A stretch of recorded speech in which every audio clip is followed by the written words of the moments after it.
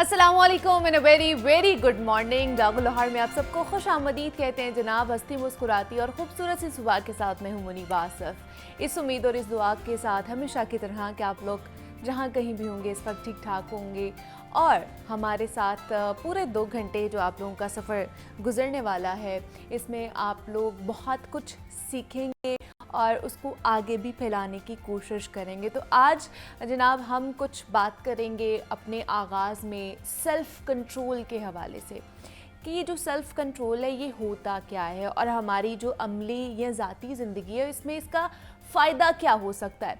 पहली चीज़ तो ये समझ लेनी चाहिए हम सबको कि हमें इसकी ज़रूरत क्यों पड़ती है। इंसान चूँकि एक जज्बाती वजूद रखता है और छोटी छोटी बातों पर ना जज्बाती हो जाना, अक्ल का दामन छोड़ देना इसके लिए बड़ी ही मामूली बात होती है। और यही वजह है कि जो हमारे जज्बात और कैफियत है ना वो लम्हा बालम्हा बदलते रहते हैं, कांस्टेंट नहीं रहते, मतलब एक जैसे नहीं रहते। और यही वजह है कि हमारी जो सोच है या हमारा जो रवैया होता है वो भी एक जैसा नहीं रहता, ये भी तब्दील होता रहता है वक्त के साथ साथ, मोमेंट के साथ साथ। और इसी बदलते रवैये की वजह से हम बहुत सारी बातों में अपनी जो लिमिट्स हैं वो पार कर देते हैं या अपनी ज़ात पर से काबू खो देते हैं और सही फ़ैसला नहीं कर पाते हैं। मगर हम मुआशरे में ख़ुद पर काबू रखे बगैर नहीं रह सकते हैं।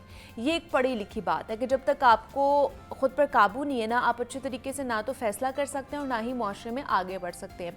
या यूँ समझ लें कि इसके बगैर ज़िंदगी ऐसी हो जाती है कि वो जीने के काबिल ही नहीं रहती, क्योंकि यहाँ हम मुआशरती हदूद से बाहर कदम नहीं रख सकते हैं ताकि हमारे साथ रहने वाले या फिर मुआशरे के बाकी लोग हमसे महफूज रहें। और सेल्फ़ कंट्रोल दरअसल होता क्या है, अब उस पर बात कर लेते हैं कि ख़ुद को पिंजरे में बंद कर लेना सेल्फ़ कंट्रोल नहीं कहलाता है। हमारे यहाँ पे ना डिफरेंट चीज़ों की डिफरेंट डेफिनेशंस बना दी जाती हैं कि जनाब शायद आप किसी एक चीज़ में या किसी एक पिंजरे में, वो किसी भी लिहाज से हो सकता है वो पिंजरा, ठीक है, अगर आप उसमें बंद रहेंगे तो शायद ये सेल्फ़ कंट्रोल है, ऐसा हरगिज़ नहीं है। बल्कि लोगों के साथ मिलनसार होकर रहना, ज़िंदगी में आगे से आगे बढ़कर काम करना, मगर अपनी ज़ुबान, अपनी सोच या अपने एक्शंस पर काबू रखना ना, इसको सेल्फ़ कंट्रोल कहते हैं। और कोई बड़ा बात कर रहा हो तो इसके सामने अपनी आवाज़ नीची रखना या खामोश रहना, ये भी सेल्फ़ कंट्रोल में आता है। कोई गुस्से में अगर आपको बुरा भला कह रहा है या आपको गालियां दे रहा है और आप उसके सामने अपने गुस्से को काबू में रखते हैं, ये भी होता है सेल्फ़ कंट्रोल। या कुछ और चीज़ें भी हम लोग डिस्कस कर ले जो हमारे इर्द गिर्द हो रही होती हैं, या कोई आपको बुराई की तरफ बुला रहा हो, 100 तरह के तरीक़ों से आपको आपके रास्ते से हटाने की कोशिश कर रहा हो और आप अपने मकसद पर ध्यान दें या सीधे रास्ते पर फोकस्ड रहें, ये भी होता है सेल्फ़ कंट्रोल। और यही जो दरअसल आपका ज़र्फ़ भी होता है और यही आपकी ज़ात का हकीकी हुस्न भी है, क्योंकि इससे ज़ाहिर होता है कि आपका शऊर कितना मज़बूत है, आप में ऑर्गेनाइजेशन और मैनेजमेंट का पहलू कितना ज़्यादा पाया जाता है। इसको हम सब्र इस्तकामत के मायने में भी समझ सकते हैं कि आपके सामने अगर खाना रखा हो, बिलफ़र्ज़ हम लोग जिस तरह एक प्रैक्टिस में आ जाते हैं जब रमज़ान शरीफ आता है कि हमारे सामने खाना रखा होता है और आपको ये हुक्म होता है कि जब तक आपको इजाज़त नहीं दी जाए आपने ये खाना खाना शुरू नहीं करना है, और आपको भूख लगने के बावजूद भी आप अपने आप पर काबू रखते हैं, ये होता है सेल्फ़ कंट्रोल। इसको कहते हैं कि अपने आप पर कंट्रोल रखना, अपने जज्बात पर कंट्रोल रखना। और इस खूबी की हर इंसान की ज़िंदगी में बहुत ज़रूरत होती है, क्योंकि ये हमें उस मुश्किल ज़िंदगी में ना कामयाब बनाती है। बहुत सारे लोग बेसब्रे होते हैं जो अपनी ज़िंदगी में बहुत जल्दी ट्रैक से हट जाते हैं। कोई इधर से अगर आके उनको बता रहा है, कोई उधर से आके बता रहा है, तो वो फ़ौरन से डगमगा जाते हैं, डिट्रैक्ट हो जाते हैं या किसी एक गोल पर कायम नहीं रह पाते हैं, तो वो अपनी ज़िंदगी में ना नाकाम हो जाते हैं। अनफॉर्चुनेटली जिन लोगों को हमने देखा है वो यही करते हैं और एट द एंड वो किसी एक परसिस्टेंट चीज़ पर जब नहीं रहते हैं, अपने आप को भी परसिस्टेंट नहीं रखते हैं, तो फिर वो क्या होता है कि फिर वो अपनी ज़िंदगी में या एक ट्रैक पर अपनी मंजिल तक आसानी से नहीं पहुंच सकते हैं। उनको बहुत एक लंबा तवील अरसा लगता है, क्योंकि इनमें सेल्फ़ कंट्रोल नहीं होता है। उनकी ज़ात की ये इम्पल्सिवनेस, ये तेज़ी इसका सबूत भी देती है कि वो देर तक किसी एक चीज़ पर भी कायम नहीं रह सकते हैं। तो याद रखें कि ऐसे लोगों को ज़माना अनफॉर्चुनेटली मरने के बाद तो क्या जीते जी भी उनकी अहमियत उनको नहीं देता है। अहमियत उन्हीं को मिलती है जो अपनी ज़ात में एक मुकम्मल सलीका रखते हैं, मुकम्मल नफासत रखते हैं, और वो हर शख्स को तब तक नहीं आ सकता जब तक आप अपनी ज़ात पर काबू रखना ना सीख ले। ये आज का मेरा पैगाम था कि जनाब आपने किस तरह अपनी ज़ात पर काबू रखना है। और ये कुछ एग्जाम्पल्स थी जो मैंने कोट की हैं कि हमारे इर्द गिर्द ये हो रही होती हैं।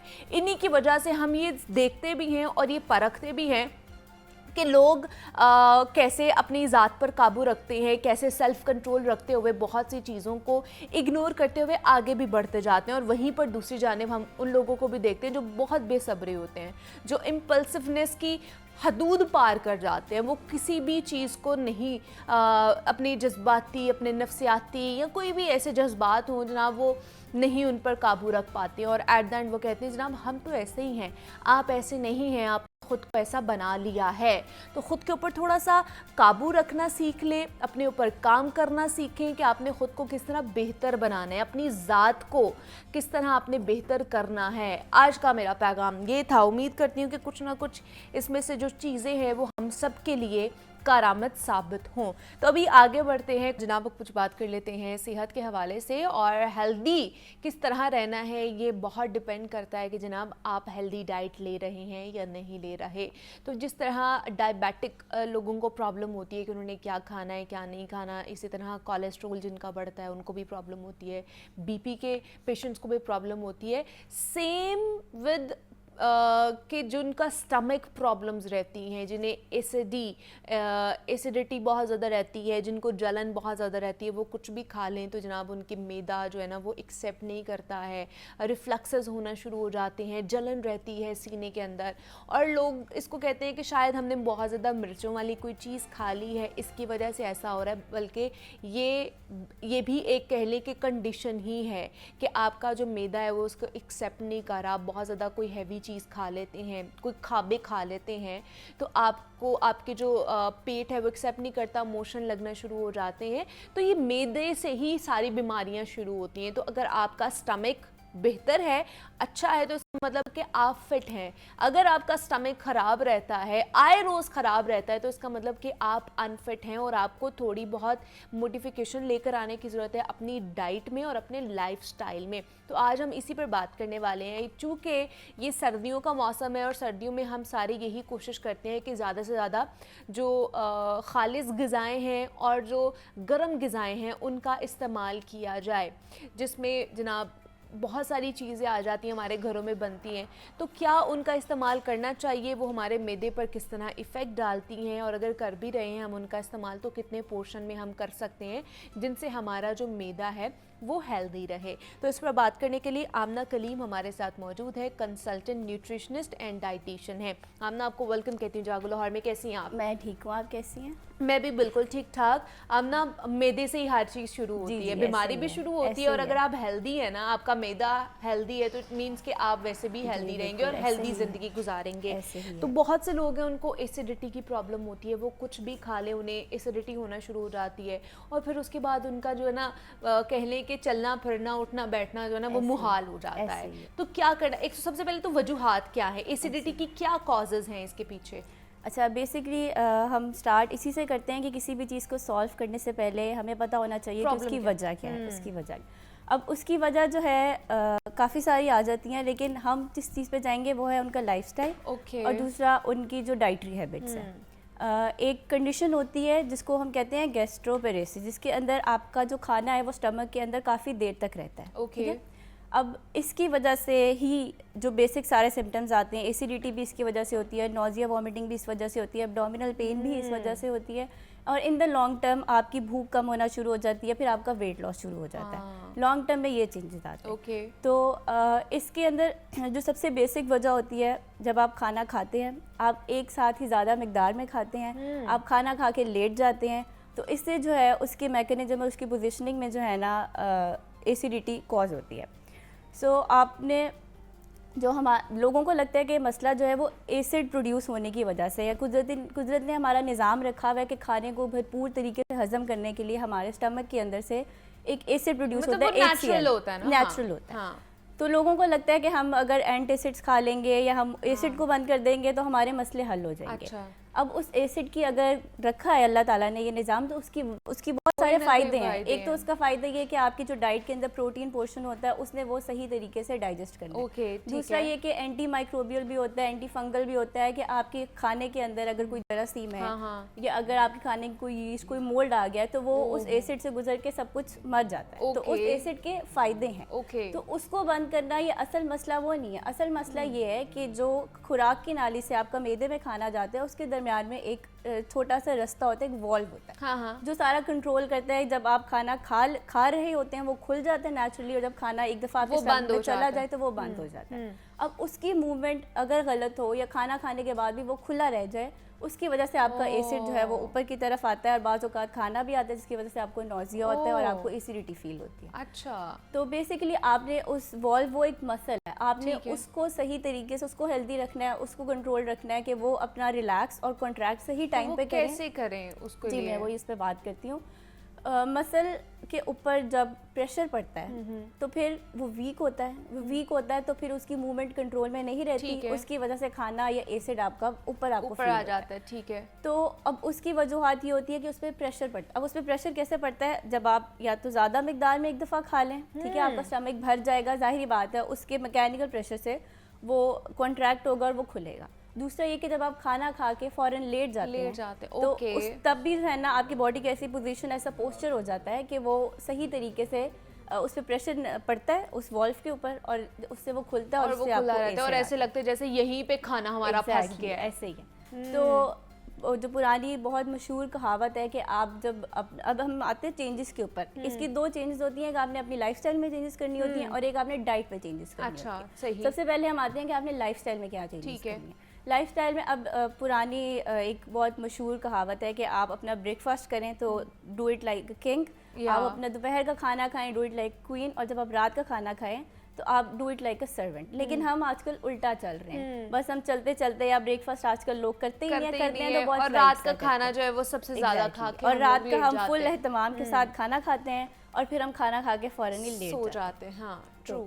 तो इसको आपने थोड़ा सा उल्टा लेके चलना है कि आपने ब्रेकफास्ट अपना जितना हैवी हो सकता है अब इससे आप हैवी करेंगे उससे नुकसान नहीं होगा। आपने सारा दिन चलना फिरना, आपने सारा दिन अपनी एक्सरसाइज तो भी करना है, जो है ना आपकी सारी एक्टिविटी में जो है कंज्यूम हो रहेगा, ऐसे ही हो।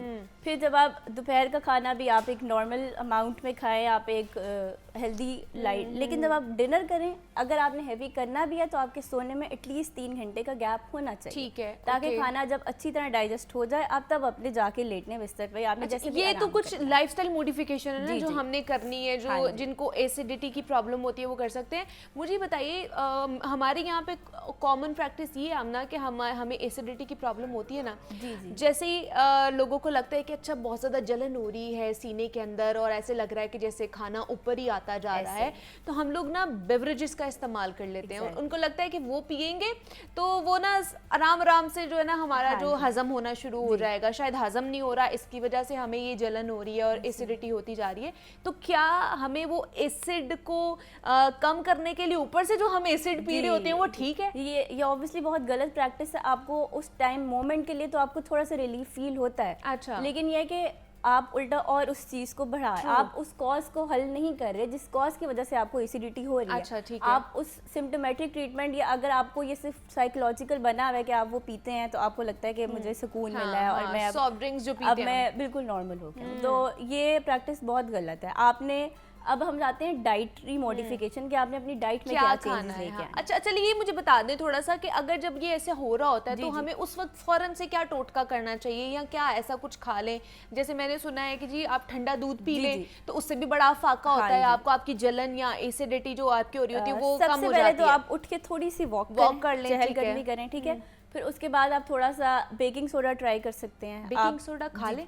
नहीं, आप उसको थोड़ा सा जो है ना पानी में मिक्स करके वो पी लें। आप थोड़ा सा कोई चीज़ ठंडी खाएं, ठीक है। जिस तरह आप कोई, वैसे तो वो चीज़ हेल्दी नहीं है, लेकिन आप थोड़ा सा जो आइसक्रीम पॉप्सिकल आते हैं स्पेसिफिकली, वो आप थोड़ा सा जो है ना उसको चूस लें, या इस तरह करने से आपको थोड़ा बहुत सुकून मिलेगा, रिलीफ मिलेगा। ठीक है। अच्छा, दूसरा कि हमें फिर जो अब क्योंकि सर्दियां हैं, सर्दियों में आपको पता है बहुत ज़्यादा एक तो हेवी ग़िज़ा भी खाई जाती है, उसका इस्तेमाल किया जाता है, घरों में हमारे साग वगैरह भी बनता है, फिर मछली का भी इस्तेमाल बहुत ज़्यादा होता है। तो इस तरह की जो गर्म ग़िज़ाएँ जिन्हें कहा जाता है उसका इस्तेमाल होता है ताकि हमारा जो बॉडी का टेम्परेचर है वो मेनटेन रहे। क्या वो खा सकते हैं, और अगर खाना है तो कितने पोर्शन में हमें खाना चाहिए उसको? आप बिल्कुल खा सकते हैं, वो चीज़ें हेल्दी हैं, और अल्लाह ताला ने वही ना, अल्लाह ताला ने हर सीज़न के हिसाब से आपके फल भी आते हैं, सब्जियां भी आती हैं। तो ये चीज़ें खाने में बिल्कुल मसला नहीं होता। जो मसला जहाँ आप सब कुछ खाएं, मैं सबको ये कहती हूँ, अगर कोई डाइट भी कर रहा हो मैं उनको भी ये कहती हूँ कि आप सब कुछ खाएं, सिर्फ आपने जिस चीज़ पे कंट्रोल रखना है कि आपका पोर्शन एक स्पेसिफिक हो।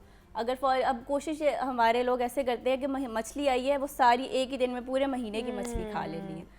फिर इस तरह अगर फल खाने हैं तो वो बस एक ही दिन जोश चढ़ना है और वो सारा कुछ खा के उसके बाद स्टॉप लग जाता है। तो ये नहीं करना, आपने एक अपनी बैलेंस डाइट रखनी है। रोज़ हर फूड ग्रुप के अंदर से चीज़ ले के खानी है। 5 फूड ग्रुप्स होते हैं। सबसे पहले सीरियल्स का आता है, उससे आपने रोज़ कम से कम 5 पोर्शंस खाने हैं। फिर उसके बाद आपका ग्रुप आता है फ्रूट्स एंड वेजिटेबल्स को, उसके अंदर से भी आपने फ्रूट्स एंड वेजिटेबल दोनों की मिला के 5 सर्विंग रोज़ की खानी है। फिर उसके बाद आता है आपका ग्रुप जिसके अंदर प्रोटीन आता है, डेयरी आता है, उसकी आपने 3 सर्विंग्स लाजमी खानी है। ठीक है। फिर उसके बाद इसी तरह आप ये चीज़ें ना पोर्शन का, इसको फूड पिरामिड कहते हैं। अच्छा। कि आपने फूड ग्रुप के मुताबिक जो है ना अपनी चीज़ें कंज्यूम करनी है, और सबसे कम ऊपर जो है वो आपके ऑयल और ये शुगर वगैरह चीज़ें आती है, उसकी आपने सबसे कम सर्विंग है। तो आपने रोज़ बैलेंस डाइट का ख्याल रखना है कि आपकी प्लेट के अंदर हर जो मैंने फूड ग्रुप्स बताए हैं उसके अंदर से कुछ ना कुछ लाजमी मौजूद हो। अच्छा, ठीक और है। दूसरा ये कि आप देखें कि आप की फिज़िकल एक्टिविटी कितनी है, आप खुद कितने लीन हैं या फिर आप हेल्दी हैं, उसके मुताबिक अपनी कैलोरी की इंटेक रखें। अगर हेल्दी हैं तो ज़ाहिरी बात, या आपकी एज ज़्यादा है तो ज़ाहिरी बात है आपकी इंटेक ज़्यादा होनी चाहिए। हाँ, ज़्यादा होनी चाहिए। हाँ, एग्जैक्टली। तो उसके मुताबिक एडजस्ट करें। ऐसा ना करें कि आप जो है ना एक दिन अच्छी डाइट लें और उसके बाद 2-3 दिन स्किप कर दें, मुझे टाइम नहीं मिला। तो ये क्योंकि आप खुद हेल्दी रहेंगे आपका दिमाग तभी चलेगा।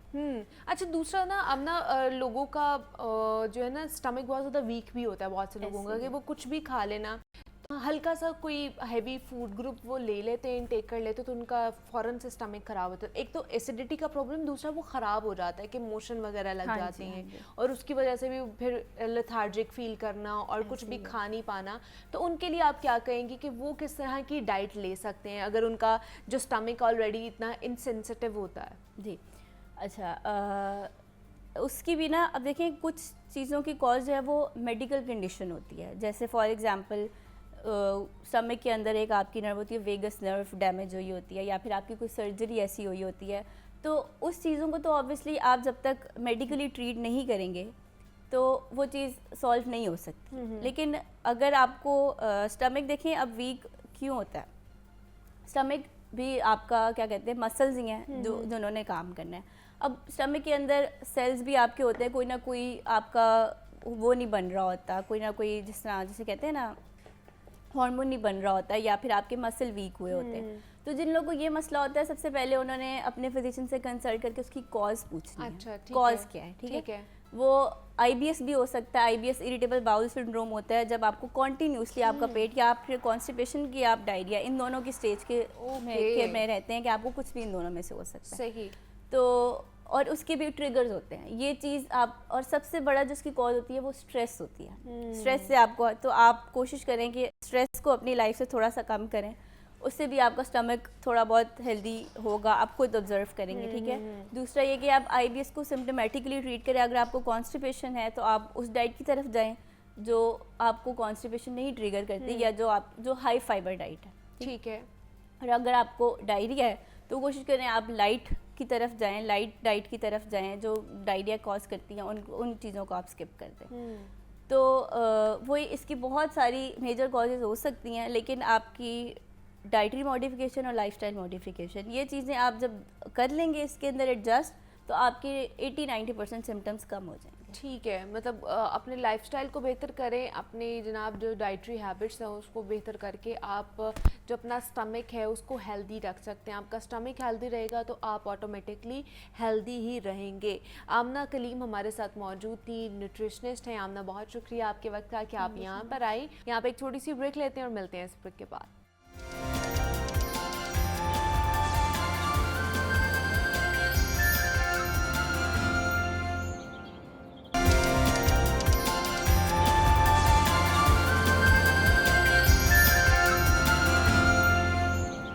वेलकम बैक टू जागो लाहौर। जना पाकिस्तान में कैंसर की बीमारी खामोशी से फैलती ही चली जा रही है और हालिया अंदाजे के मुताबिक अगर मैं आपको बताऊं तो ब्रेस्ट कैंसर की ताख़ीर से तशख़ीस और बीमारी की इब्तदाई अलामात के बारे में आगाही के फुकदान के नतीजे में सालाना 44,000 ख़वातीन मौत के मुंह में चली जाती हैं।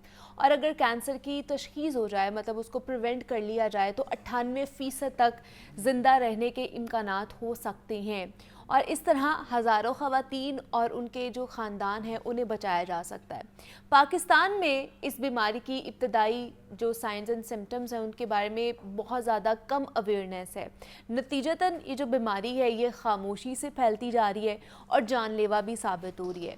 हमारे सामने एक बड़ा चैलेंज है कि मुल्क के दूर दराज इलाकों में रहने वाली जो ख़वातीन हैं उन तक अपना पैगाम पहुंचाना, क्योंकि पाकिस्तान में कैंसर के ज़्यादातर जो केसेस हैं वो तीसरे या चौथी स्टेज में ही रिपोर्ट होते हैं, जिसकी वजह से ना सिर्फ उनका इलाज तकलीफदेह होता है बल्कि महंगा भी हो जाता है, बल्कि जो ख़वातीन के इससे बचने के चांसेस हैं वो भी बहुत हद तक कम हो जाते हैं। तो आज हम इस पर बात करेंगे कि जो ब्रेस्ट कैंसर है वो इतना ज़्यादा एक तो फैल क्यों रहा है, क्या प्रिवेंशंस हम कर सकते हैं, अवेयरनेस किस तरह पहुंचाई जा सकती है दूर दराज के इलाकों में जहां पर इसकी प्रेवलेंस बहुत ज़्यादा बढ़ती ही जा रही है। तो इस पर बात करने के लिए डॉक्टर समर गुफरान हमारे साथ मौजूद हैं, जनरल सर्जन हैं। डॉक्टर समर, आपको वेलकम कहती हूँ जागो लाहौर में। कैसी हैं आप? अस्सलाम वालेकुम। वालेकुम अस्सलाम। डॉक्टर समर, सबसे पहले तो बताइए कि ब्रेस्ट कैंसर की रेशो इतनी ज़्यादा बढ़ती क्यों जा रही है? आए रोज़ मैं तो समझूंगी कि 3 में से जो एक खातून है वो ब्रेस्ट कैंसर का शिकार होती ही होती है। बिल्कुल। तो क्यों इतनी ज़्यादा इसकी रेशो में इंक्रीज़ हो रहा है? देखिए, जो सबसे ज़्यादा कॉमन फैक्टर है ना वो अवेयरनेस की कमी है। अच्छा।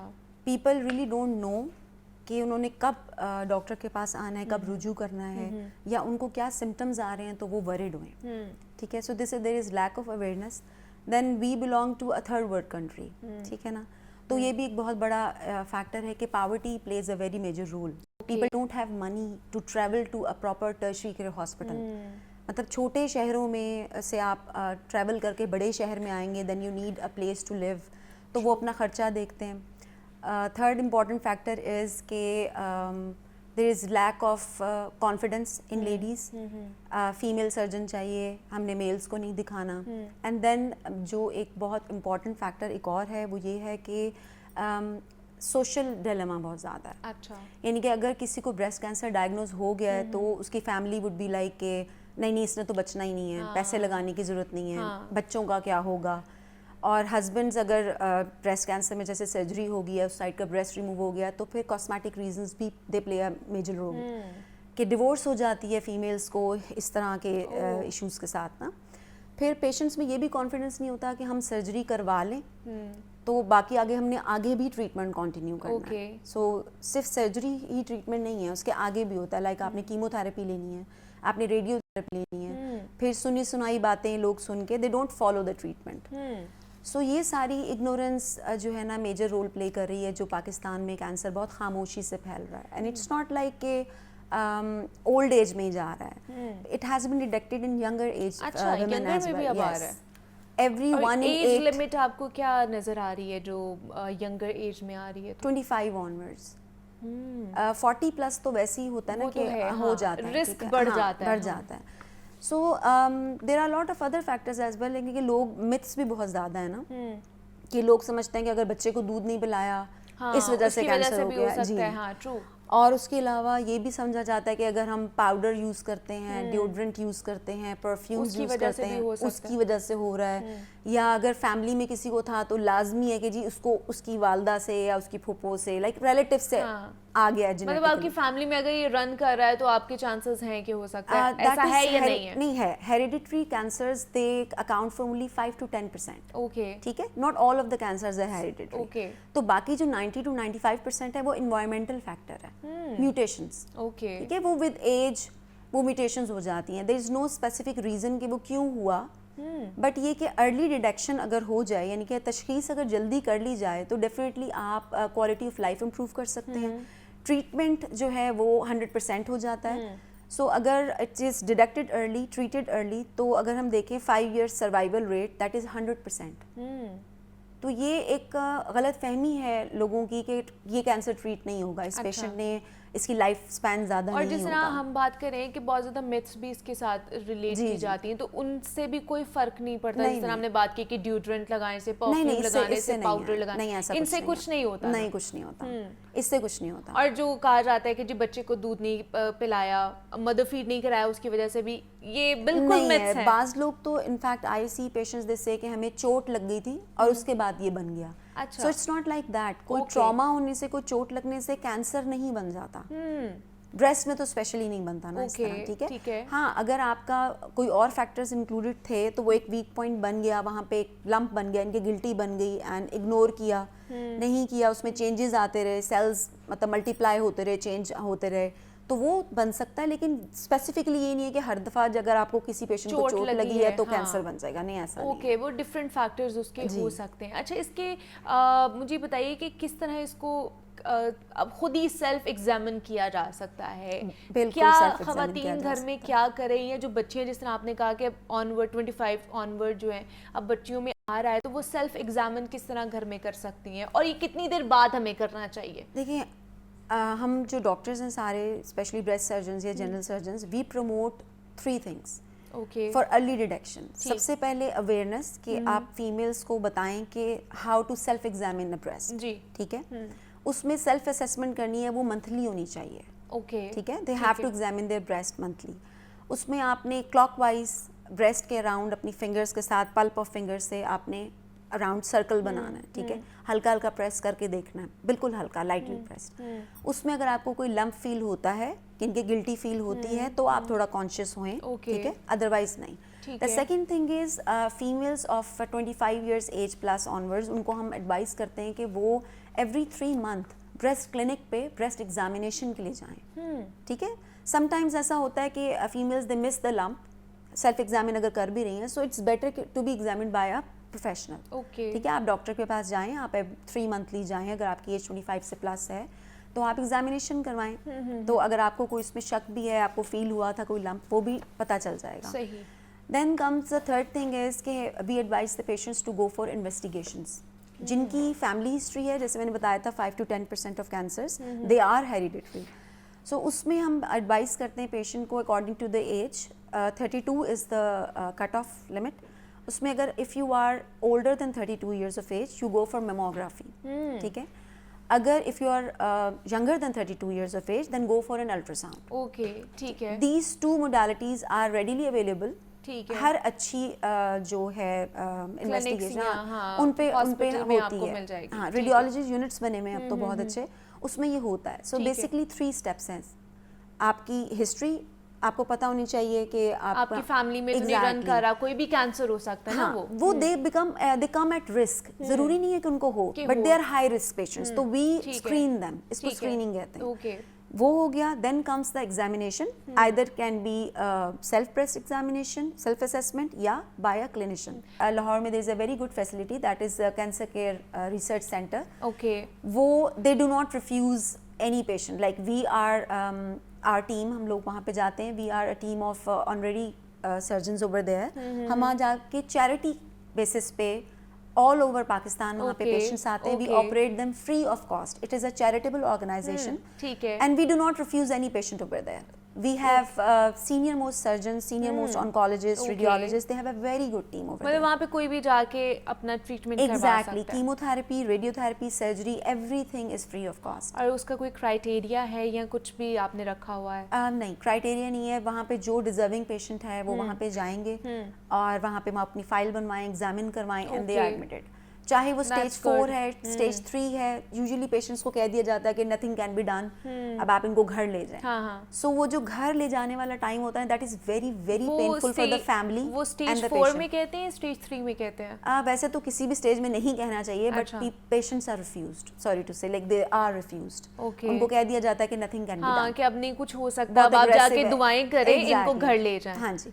तो कैंसर केयर रिसर्च सेंटर में ऐसा नहीं होता, यानी कि पेशेंट को वो टिल जब तक उनकी सांसें हैं वो उनको कंफर्टेबल रखते हैं, possible best possible treatment provide किया जाता है पेशेंट को, और they have a very good team. लेकिन कितने % चांसेस होते हैं समर के रेडियोथेरेपी भी हो गई, कीमोथेरेपी भी होगी, उसके बाद भी चांसेस हैं बचने के या रेशो कम हो जाती है? Muniba, then again I would say कि अर्ली डिटेक्शन पे ही डिपेंड करता है कि जितना अर्ली आप आएंगे उतने आपके चांसेस ज़्यादा हो रहे हैं। एग्जैक्टली। अर्ली डिटेक्शन में 5% रिलेटिव सर्वाइवल रेशियो इज जो हम लेते हैं दैट इज 100%।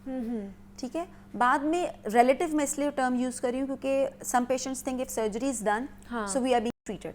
अच्छा, they don't bother follow up. Pakistan में ये बहुत ज्यादा है। नहीं, तो अगर सर्जरी हो जाती है, रिमूव कर दी जाती है एक साइड की ब्रेस्ट को, तो क्या वो दूसरे साइड पर भी हो सकती है? चांसेस हैं? दूसरे साइड की नहीं बात करी मैं, उसी साइड पे दोबारा वहाँ पे हो सकती है। रिकरेंस हो सकता है, उसके लिए आप शुआएं देते हैं, that is chemotherapy, radiotherapy sorry, and then we give chemotherapy जिसको उर्दू में आप कैंसर कश इंजेक्शन कहते हैं। अच्छा, ठीक है। जो कैंसर सेल्स आपके ब्लड में चले गए हैं वो कहीं और जाके इम्प्लांट ना हो, जैसे मेटास्टेसिस हो जाता है, कैंसर फैल जाता है, ब्रेस्ट कैंसर बोन्स में जाता है, ब्रेन में जाता है। अच्छा, ब्रेस्ट कैंसर भी चला जाता है?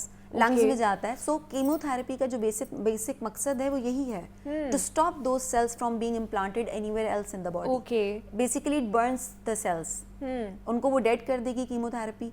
और जो रेडियोथेरेपी है वो लोकल कंट्रोल के लिए है, यानी कि जब आपने जिस साइड का ब्रेस्ट निकाला है, जिस साइड का एक्सिला क्लियर किया है, आप स्पेसिफिक अमाउंट ऑफ रेडिएशन वहीं पे सिर्फ उसी पे देते हैं कि जो सेल्स डिस्पर्स हुए थे they get burn over there. Okay, कि कोई चांस ही ना रहे दोबारा आने का।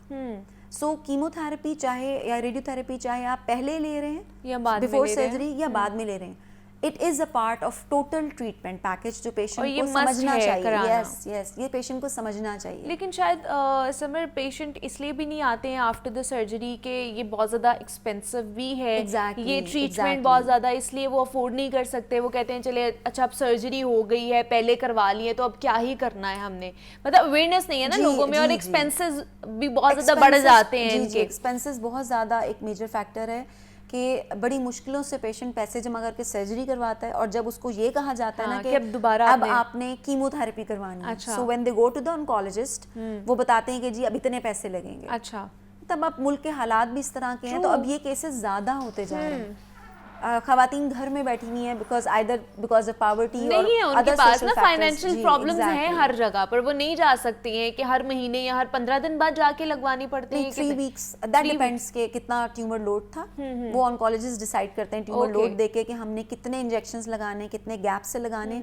एंड सेकेंडली पेशेंट की जो जनरल हेल्थ है ना वो बहुत ज्यादा मैटर करती है। After surgery and before surgery हम वैसे पेशेंट को कहा जाता है कि आप डाइट इंप्रूव करें, जैसे फ्रेश फ्रूट्स, ग्रीन वेजिटेबल्स, ताकि उसका हीमोग्लोबिन ज़्यादा हो। ऑब्वियसली ब्लड लॉस होता है, और कीमोथेरेपी के बाद भी पेशेंट दे फील लेथार्जिक, तो उनको कहा जाता है you should take vitamin C, vitamin E, ताकि हीलिंग जल्दी हो।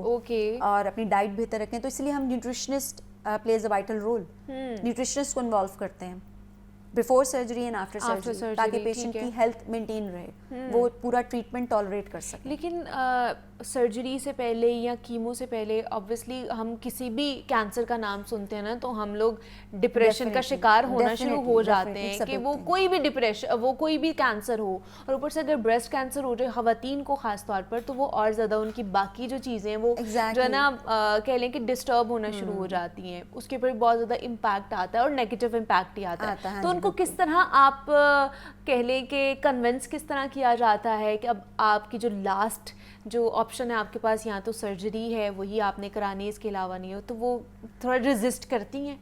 डेफिनेटली रेजिस्ट करती हैं। They become very sad, they go into depression. मतलब उनको देख के फिर मुझे भी अफसोस होता है कि ठीक है अब ये हो गया, अब किस तरह से करें। लेकिन the thing is we are being trained to counsel them, we have to counsel them. तो उनको बताना पड़ता है कि जो अल्लाह ताला ने ज़िंदगी दी है वो बहुत खूबसूरत है, वो अल्लाह ताला ने जीने के लिए दी है। अगर आपको कोई ऐसी बीमारी की तशख़ीस हो गई है कि जो बहुत ज़्यादा, जिससे आप डरते हैं, जैसे कैंसर का एक लफ्ज़ जो है वही इंसान को डरा देता है, बिल्कुल true, but it is treatable. Okay, अब जितनी साइंस एडवांस हो चुकी है, एवरी डिजीज़ इज़ ट्रीटेबल। तो ये नहीं करना कि आप घर में बैठ के उसको बढ़ा लें, अपनी क्वालिटी ऑफ लाइफ ज़ीरो कर लें। आपको जो ट्रीटमेंट दिया जा रहा है आप उसको लें, ठीक है, एंड हैव गुड होप, आप अच्छा सोचेंगे आपके साथ अच्छा होगा। और सेकेंडली फीमेल्स का ये होता है कि उनको अपने घर की फिक्र होती है, ठीक है, बच्चों की फिक्र होती हाँ, है। सो व्हाट आई exactly, से इज कि a healthy mother raises healthy kids। बिल्कुल ऐसे ही। और आप मदर्स अपने हेल्दी होंगे, आप जिंदा होंगे तो आपके बच्चे भी ठीक और रहेंगे। आप अपने आप के ऊपर तवज्जो देंगे तभी आप इन तमाम तर चीज़ों से निकल सकते हैं ना। अगर आप ही अपने आप को एग्जामिन नहीं कर रहे, सेल्फ एग्जामिन नहीं कर रहे, और फिर आप ये कह रहे हैं कि हमारे बच्चे क्या करेंगे, पहले आप खुद ठीक रहेंगी तभी हम आपका माहौल भी ठीक रहेगा और आपके बच्चे भी ठीक रहेंगे। इसलिए सेल्फ एग्जामिन बहुत ज़्यादा ज़रूरी है, वो चाहे यंग लड़कियाँ हैं या फिर ख़वातीन हैं। और आपको जब पता चल जाता है तो डॉक्टर से खुदारा ज़रूर रजू करें, ना कि ये पीर फ़कीरों के पास जाएं। हमारे साथ समर गुफरान मौजूद थी। समर, बहुत शुक्रिया आपके वक्त का कि आप यहाँ पर आई। यहाँ पे एक छोटी सी ब्रेक लेते हैं, मिलते हैं इस ब्रेक के बाद।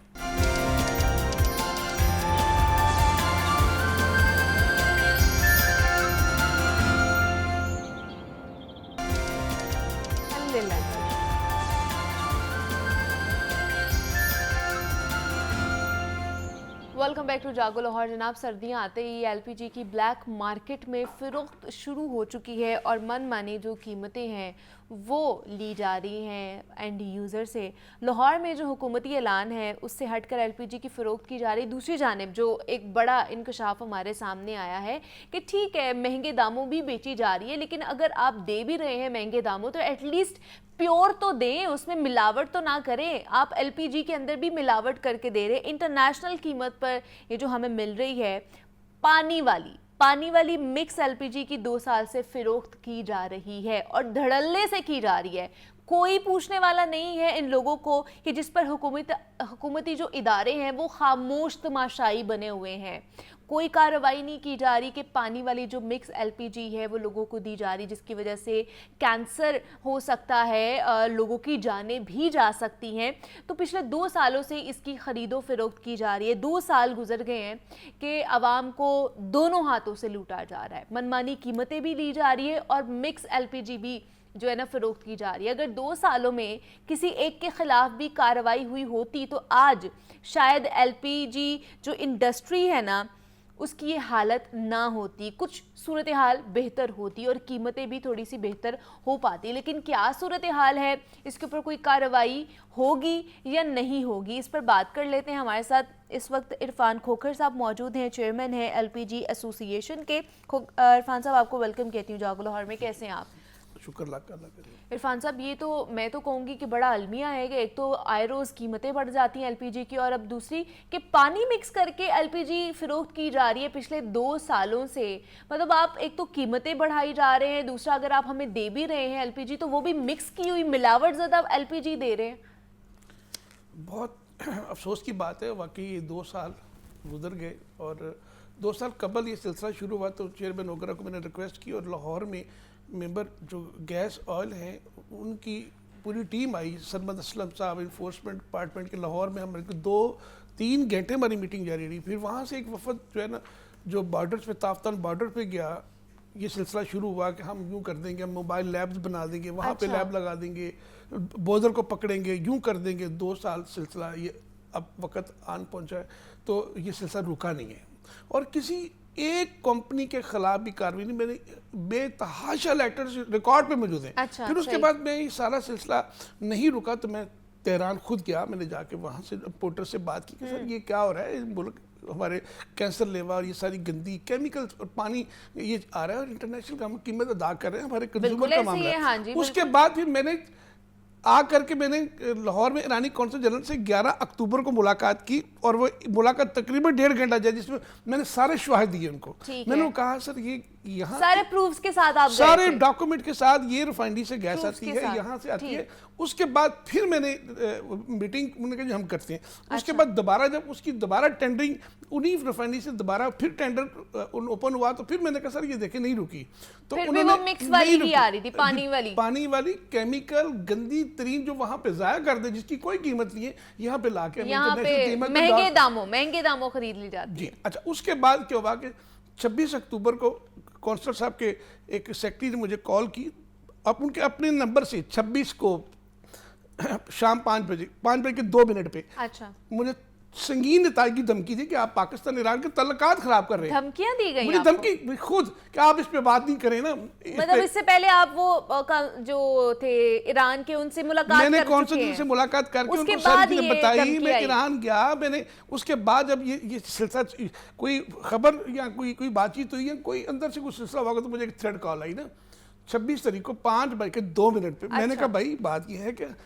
पाकिस्तान की ईरान के तल्लुकात हम अच्छे चाहते हैं, इस वक्त 1.5 लाख टन एलपीजी आ रही है, ये थोड़ी सी एलपीजी 5-10 हज़ार टन जो आ रही है ये पूरी आपकी तजारत को ख़राब कर रही है, पूरी पाकिस्तान ईरान की दोस्ती ख़राब होगी, तल्लुकात नाम ख़राब हो रहा है और आने वाले वक्त में ये 1.5 lakh 3 lakh metric ton gas हर महीने में चाहिए होगी ईरान से, तो हम इसको अच्छे तरीके से लेके चले। लेकिन उसने कहा कि आप तल्लुकात ख़राब, जब मुझे धमकी में लैंग्वेज में बात की तो फिर मैंने भी उनको बड़ी सख्त अल्फाज में करके फिर मैंने एक लेटर प्राइम मिनिस्टर पाकिस्तान को लिखा, मैंने चेयरमैन ओगरा को लिखा, मैंने सेक्रेटरी पेट्रोलियम को लिखा, मैंने फॉरेन मिनिस्टर को लिखा कि ये देखें इस मुल्क के तजारत को ख़राब करने में ये कितना बड़ा रोल है, और जो अगर मैं एक्सपोज करता हूँ, ये मैं बात करता हूँ कि ये देखें पाक ईरान तल्लुकात अच्छे होने चाहिए, फिर मुझे इसी सारा सिलसिला शुरू हुआ। लेकिन अफसोस मुझे अपने इदारों पे है। लेकिन वो लेटर के बाद कोई फीडबैक, अच्छा पॉजिटिव फीडबैक आया आपको कि आपको जो थ्रेट कॉल आई है उसके बाद कोई कार्रवाई की जाएगी या कुछ देखभाल की जाएगी?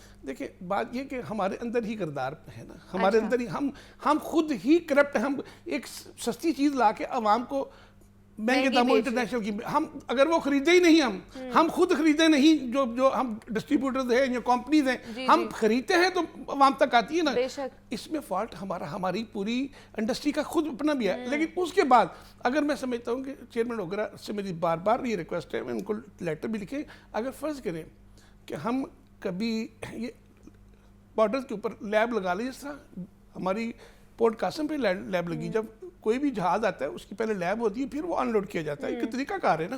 तो इस वक्त 6 बॉर्डर्स पे काम हो रहा है, अगर वहाँ पे लैब लग जाए, अगर चले आप वहाँ पे मुश्किल है लैब लगाना, आप मोबाइल लैब्स लगाएं जो आपके लाइसेंसी एलपीजी कंपनीज है, वहाँ जाकर उनको सैंपल लें। अगर एक आधी कंपनी के खिलाफ भी कार्रवाई 2 साल में होती तो आइए तो फिर बाकी सारे ठीक हो जाते, ये हो सकता उसके बाद ये गंदी चीज ला के उसमें इसका प्रेशर बढ़ाने के लिए CO2 मिक्स की जाती है। CO2 के आप देखेंगे सिंध में 11 ऐसे पॉइंट्स हैं, पिछले ये सिंध में एक जगह पे ब्लास्ट हुआ, CO2 मिक्स करते हुए 2 हादसे हुए, एक में 4 जाने गई, एक में 8 से 9 जाने गई। अच्छा, मैंने जाके चीफ सेक्रेटरी साहब से मुलाकात की, मैंने इस पर सिलसिला शुरू किया ताकि वो CO2 मिक्स करते हुए, वो CO2 मिक्स इसलिए करते हैं जो गंदी गैस आती है लो प्रेशर की, उसमें ये उसका प्रेशर बहुत ज़्यादा होता है, वो उसमें मिक्स करते हैं, उसकी कीमत 10 रुपये पर केजी है। अच्छा, सही। तो आप यहाँ पे आगे आप देखें 250 रुपये 300 रुपये किलो जब बेचते हैं तब कितना पैसा बनता है। यानी जान इतनी सस्ती हो गई है, पैसा इतना लोगों के लिए ज़रूरी, इतनी ये पैसा कहाँ लेके जाएंगे? देखिए मैं फिर कहता हूं, नहीं लेके जाएंगे, पैसा आपके साथ जाने ही वाला नहीं है, आप क्या कर लेंगे?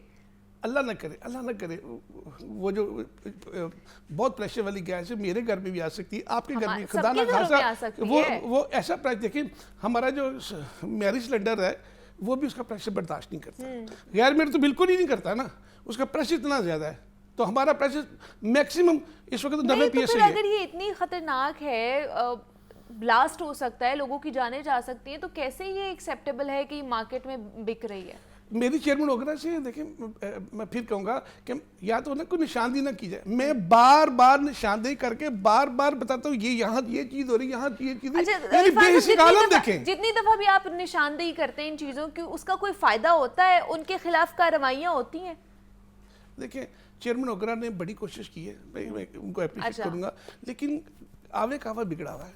अब एक बंदा, मैं काली भेड़ें मौजूद है, काली भेड़ें मौजूद है, छोटा लफ्ज़ कह रहे हैं, मैं कह रहा हूँ कि वो ऐसे मौत के सौदागर हैं ये लोग, यानी इनकी पता नहीं पेट बढ़ता ही नहीं पैसे से।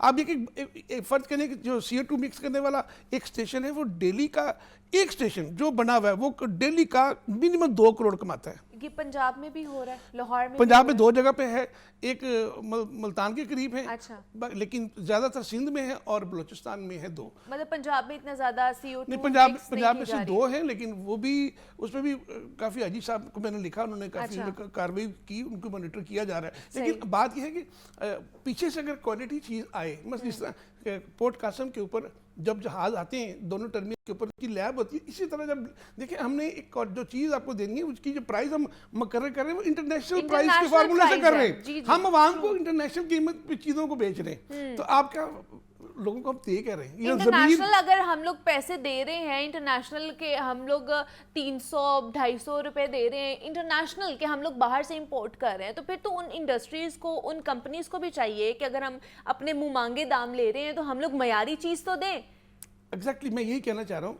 मैं चेयरमैन अगुरा से और इन इदारों से मेरी फिर एक दफ़ा रिक्वेस्ट है कि देखें हमने ये इदारे बनाए क्यों हैं, लोगों के हकूक़ का तहफ़्फ़ुज़ करने के लिए। अगर हमने ये लोगों का तहफ़्फ़ुज़ ही नहीं करना तो मुझे ही प्रेशर देना है कि आप खामोश हो जाए, तो मैं तो नहीं खामोश होऊंगा जब तक मेरी जिंदगी है। मैं तो आपके थ्रेट के बाद आप खामोश हुए? हाँ, मैं आपके सामने बैठा हूँ, मैं यकीन करें मैं आपके शो में आता इसलिए कि मुझे खोल के दिल की बात करने का मौका मिलता है। बाकी बहुत जगह पे ऐसी होता है कि नहीं इस पर बात नहीं करें, मैं खुशी से आपके शो में आता हूँ ताकि मैं अपने ज़मीर को मुतमईन करूँ, ताकि मैं अपना हमने आवाम की बात करनी होती है इरफान साहब, जो आवाम के साथ हो रहा है हमने उसको हाईलाइट करना होता है, और ये तो हर घर में यूज हो रहा है। अब क्योंकि गैस नहीं आएगी, हर कोई सिलेंडर यूज करेगा, और सिलेंडर में अगर यही गैर मयारी हमें LPG ही मिलनी है तो जिसका हमने इस्तेमाल करना है, तो आप ये समझे कि हम कितना रिस्क ले रहे हैं अपनी जानों का। बिल्कुल जी, मैं आपकी दुनिया टीवी को मैं यकीन कर मुबारकबाद पेश करता हूँ। गैर मेरी सिलेंडर की बात हो, गैर मेरी गैस की बात हो, आप किसी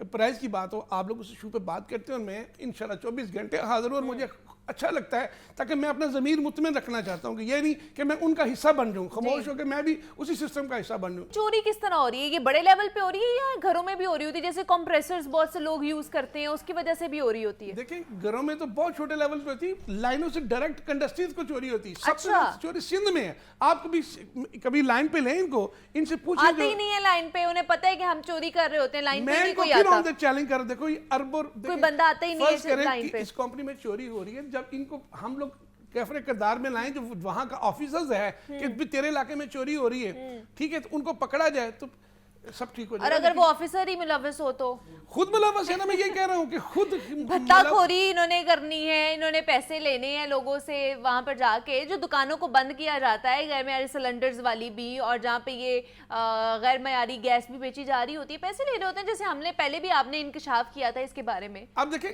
कि आज आके गरीब दुकानदार की शामत आ रही, इतने पकड़ लो, इतने कर लो, ये कर लो, वो कर लो, मेरी पूरी टीम के सारे साथी लगे रहते हैं। लेकिन मैं फिर कहता हूँ क्या हम कोई पॉलिसी बना लें, इनको जो दुकानदार को 20,000 रुपये ये बता दे रहा है, अगर इसको 5,000 रुपये टैक्स लगा दे महीने का तो अरबों रुपया, हम 200-300 अरब टैक्स देने के लिए तैयार हैं महीने साल का 200 अरब रुपया हम हमारे ऊपर, ये दुकानदारों को इनको बाकायदा के लाइसेंस दिया जाए, कुछ ज़ाब्ता अखलाक बना लें, ये पकड़ दकड़ से मसला हल नहीं होगा।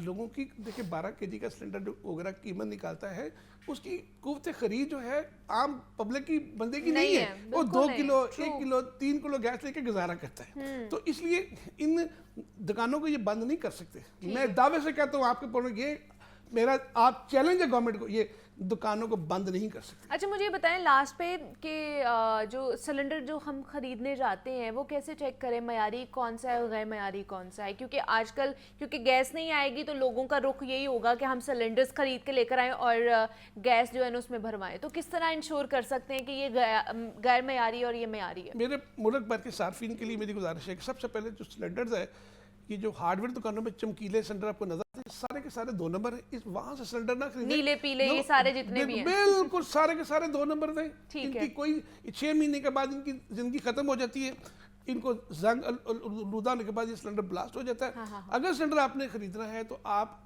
जो मजाज डिस्ट्रीब्यूटर्स हैं, ओगरा के ऑथराइज डिस्ट्रीब्यूटर, आप उनसे सिलेंडर ठीक खरीदें है। और आपको वहां से फिर आप ओगरा की थर्ड पार्टी इंस्पेक्शन की साथ रसीद हासिल करें। अच्छा, उसकी रसीद लें, अदरवाइज सिलेंडर में अगर वो रसीद आपको नहीं देता, मेरा नंबर साइड पे मौजूद है, मुझे बताएं, मैं उसको खुद जेल डालूंगा। लेकिन सबसे पहले हमें अपने आप को ठीक करना होगा। हमें ठीक जगह से सिलेंडर खरीदना है और ठीक सिलेंडर खरीदना है, और साथ हमने ओगरा की थर्ड पार्टी इंस्पेक्शन की रसीद हासिल करनी है। वो अगर हासिल नहीं करेंगे तो फिर आप अपना नुकसान खुद ही करेंगे। वो 6 महीने के बाद उसकी लाइफ खत्म हो जाती है, वो सिलेंडर ब्लास्ट हो जाता है। जो म्यारी सिलेंडर है उसकी लाइफ टाइम गारंटी, वो ब्लास्ट नहीं होता। वो जो है ना वो महंगा भी होगा दूसरे वाले से, गैर मयारी से। मैं फिर कहूंगा सार्फिन को, आपकी जान से महंगी कोई चीज नहीं है। थोड़ा सा महंगा खरीदें, म्यारी सिलेंडर खरीदें, और उससे थर्ड पार्टी इंस्पेक्शन की रसीद जरूर लें आप, ताकि वो कम से कम जब वो रसीद देगा आपको तो उसको पता होगा मैंने रसीद ही, खुदा ना खासा ब्लास्ट हुआ तो फिर वो रसीद आपको जो है ना उसके ऊपर क्लेम मैं करके दूंगा, अदालत से भी और इस अदारों से भी। ठीक है, गुजारिश ये कि हमें सबको मिल के एक जहाज या गैर मैरी सिलेंडर के खिलाफ हमें खुद अपने आप को पब्लिक अवेयरनेस देनी पड़ेगी।